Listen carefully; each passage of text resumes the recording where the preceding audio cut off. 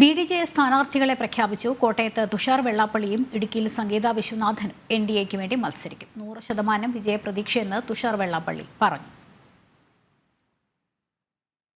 Candidate ഞങ്ങൾ സംഗീത വിശ്വനാഥനെയാണ് fix ചെയ്തിട്ടുള്ളത്. കോട്ടയത്താണ് ഞാൻ മത്സരിക്കുന്നുള്ള പ്രസ് റിലീസ് നിങ്ങൾക്ക് കൊണ്ടിട്ടുള്ളതാണ്. കോട്ടയത്ത് 100% ജയിക്കാൻ കഴിയും NDAയ്ക്ക് എന്നാണ് ഞങ്ങൾ കരുതുന്നത്. സാഹചര്യം ഒരുപാടുണ്ടല്ലോ. കാരണം ഇപ്പോൾ റബ്ബർ വില നിങ്ങളിത് പരിശോധിച്ചാൽ നരേന്ദ്രമോദി സർക്കാർ വന്ന കാലത്തൊന്നും അല്ല റബ്ബറിൻ്റെ വില പോയത്.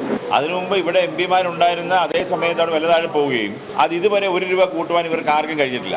ഈ 19 MPമാരും പലപ്പോഴും നിങ്ങളെ കണ്ടതുപോലെ റബ്ബർ ഷീറ്റ് എടുത്ത് കൊടുക്കുകയും പിടിക്കുകയും ചെയ്തതല്ലാതെ ഗവൺമെന്റിൽ ഇൻഫ്ലുവൻസ് കൃത്യമായ ഒരു കാര്യം ചെയ്യാൻ കഴിഞ്ഞിട്ടില്ല. എന്നെ സംബന്ധിച്ചോളം ഞാൻ നിങ്ങളോട് കഴിഞ്ഞ ദിവസം പറഞ്ഞ പോലെ ഞാൻ ഈ കാര്യം വളരെ വ്യക്തമായി പ്രൈം മിനിസ്റ്ററുടെ അടുത്തും അമിത് ഭായിയുടെ അടുത്തും നഡ്ഡാജിയുടെ അടുത്തൊക്കെ ഡിസ്കസ് ചെയ്തതാണ്. അത് എല്ലാവരും കൂടി ആലോചിച്ച് തീർച്ചയായും റബ്ബറിന്റെ വില 250 രൂപയാക്കാൻ കഴിയും എന്നുള്ളൊരു യാതൊരു സംശയമില്ല. ഇന്ത്യയിൽ ഏതാണ് ഭരണത്തിൽ വരാൻ വേണ്ടി പോകുന്നത് നരേന്ദ്രമോദി സർക്കാരാണെന്നുള്ള കാര്യത്തിൽ കേരളത്തിൽ ഒരാൾക്കും സംശയമില്ല.